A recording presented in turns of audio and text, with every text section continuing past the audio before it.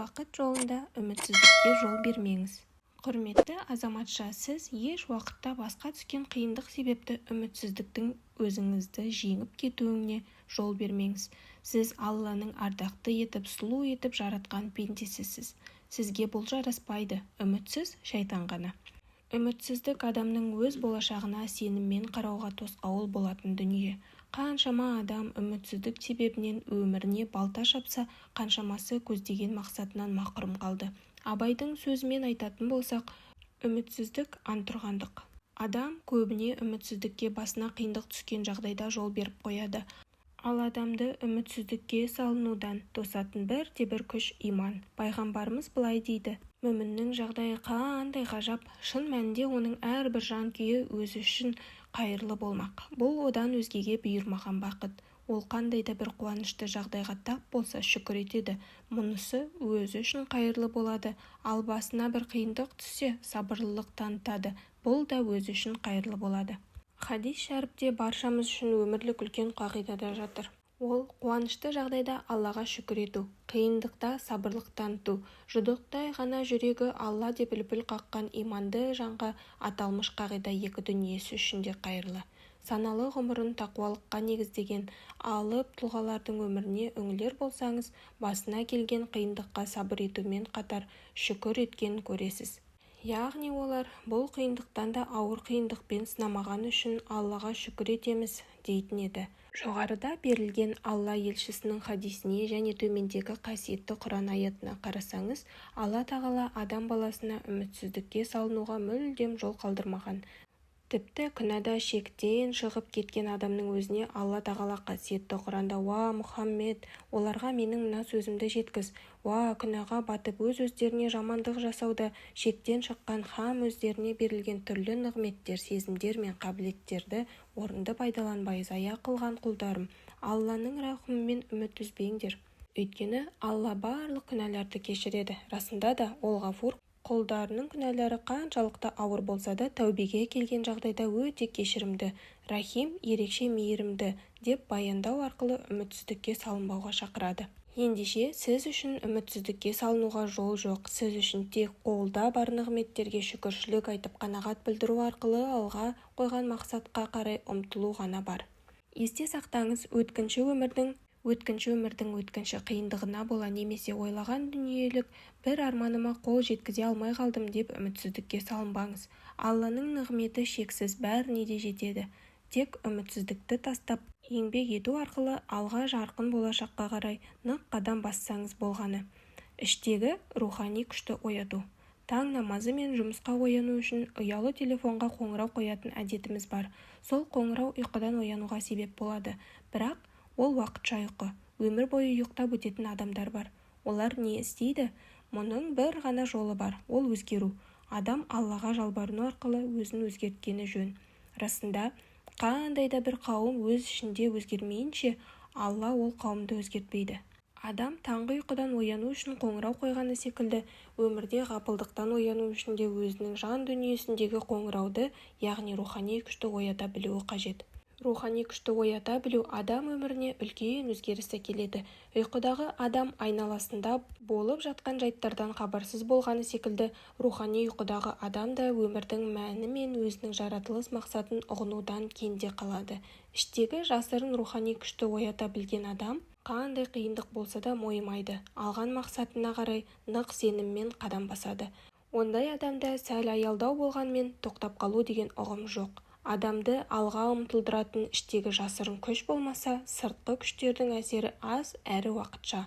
Сол себепті адам желкенді қайықтан гөрі жанармаймен жүретін кеме тәрізді болғаны жөн.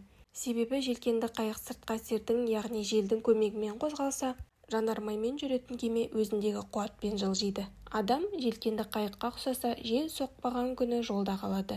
Сондықтан да адамды алға биіктерге итермелейтін күш әуелі адамның өзінде болуы тиіс, ал сыртқы әсер оған көмекші рөлін атқарады. Есте сақтаңыз, адам баласы өзіндегі бар мүмкіндікті пайдалана отырып, өзін бақытты етуге тырыспаса, ешкім оған бақытты әкеліп бермейді. Өмірімізді бақытты ету өз қолымызда. Қолда барға қанағат ету мен рухани жан дүниесін тазарту арқылы адамзат баласы адамдықтың биік шыңдарына шыға алады. Бұған әрбір адамның шамасы жетеді. Тек бір ғана шарт бар. Ол Алланың бұйрықтарын орындап, тыйғандарынан тыйылу. Таң сәріде ұйқыдан ояну үшін қоңырау қойғаныңыз секілді, өмірде ғапылдыққа ұрынбау үшін іштегі қоңырауды, яғни рухани күшті оятыңыз. Не үшін қайғырасыз? Қайғыру, мұңға бату, уайымға берілу адам табиғатына тән нәрсе, бірақ қайғының да өлшемі бар.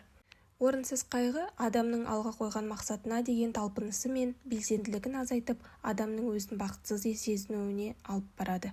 Адам өмірін көңілсіз ету арқылы айналадағы өмірдің ғажайып тұстарын көруден тосады, өмірдің мәнін кетіреді.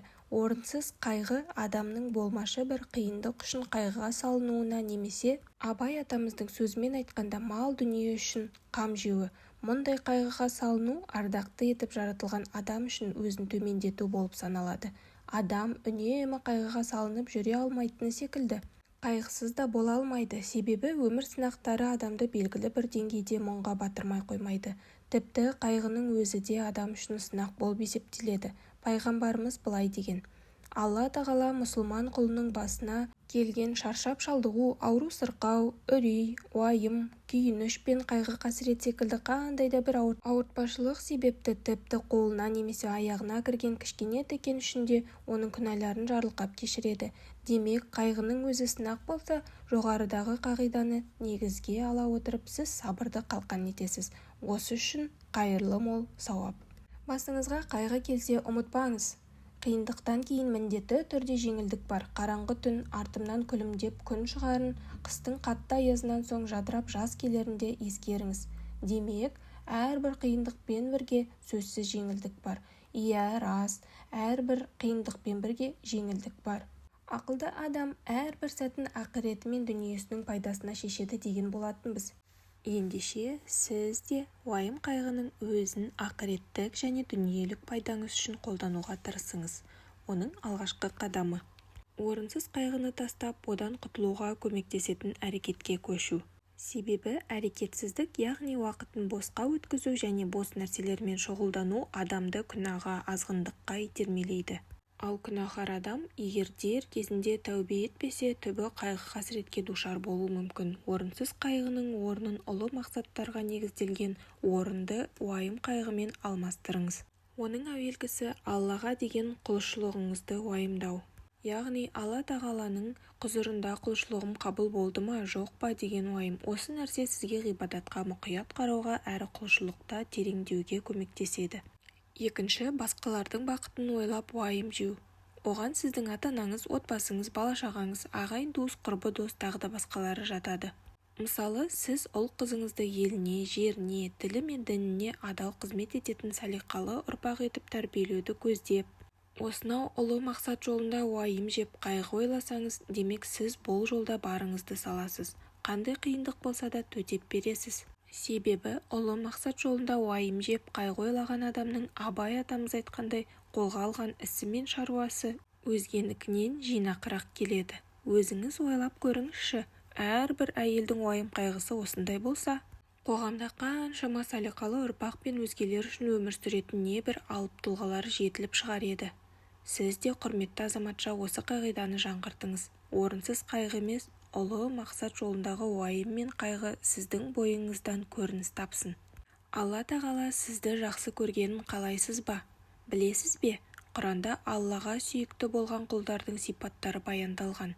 Құран кәрім және ардақты пайғамбары арқылы Алла тағала бізге кімдерді жақсы көретінін айтады. Өкінішке қарай біз көбінесе бойдағы кемшіліктерге мән бермейтініміз тәрізді, қай сипатқа ие болғанда Аллаға ұнайтын құл болатынымызға ғана мән бере бермейміз.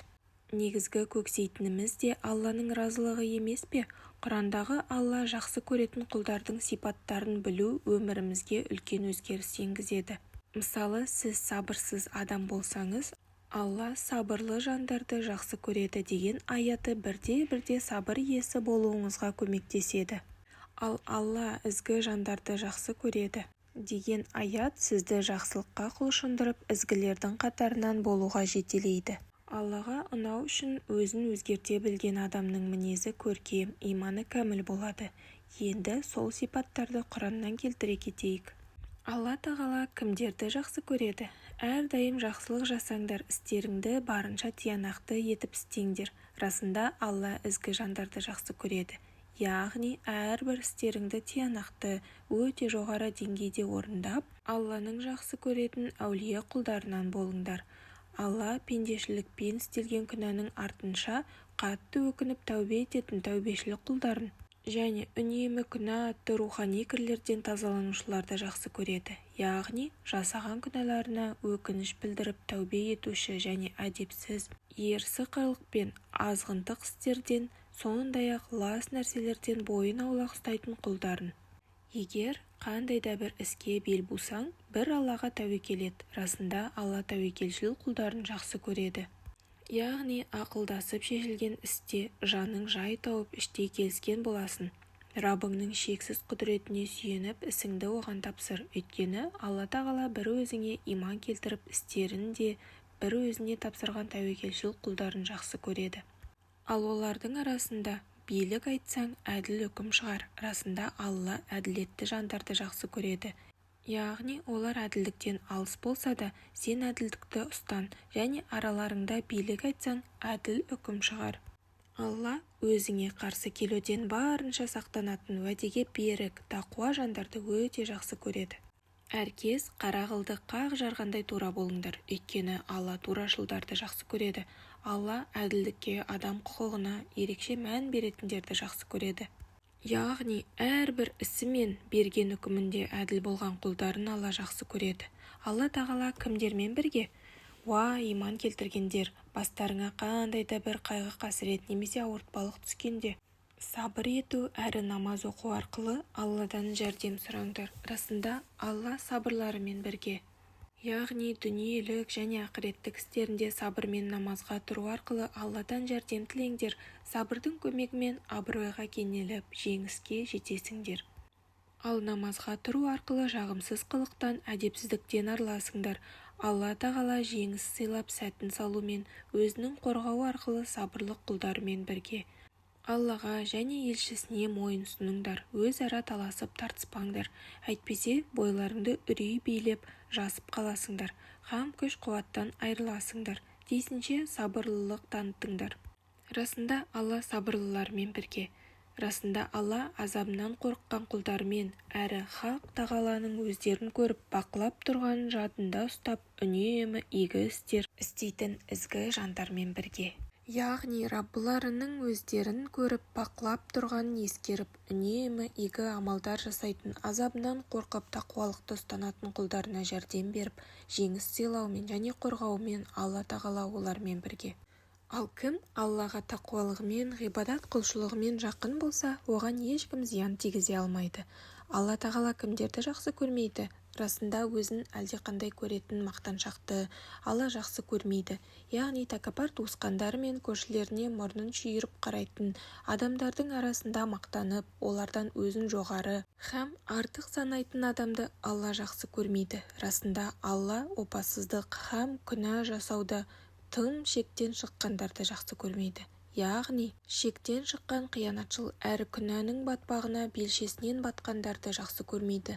Иман келтіргендер, Алланың сендер үшін адал еткен таза әрі денсаулыққа зиянсыз нығметтерін өздеріңе харам қылмаңдар. Һәм оларды ысырап қылу арқылы шектен шықпаңдар. Расында Алла шектен шығушыларды жақсы көрмейді. Расында Алла опасыздарды мүлде ұнатпайды. Шынында Алла опасыз әрі рахметі жоқтардың ешқайсысын жақсы көрмейді. Расында Алла есіргендерді ұнатпайды. Расында Алла бұзақыларды әсте жақсы көрмейді. Ешкімге мұрныңды шүйірме, жер бетінде кердеңдеп жүрме.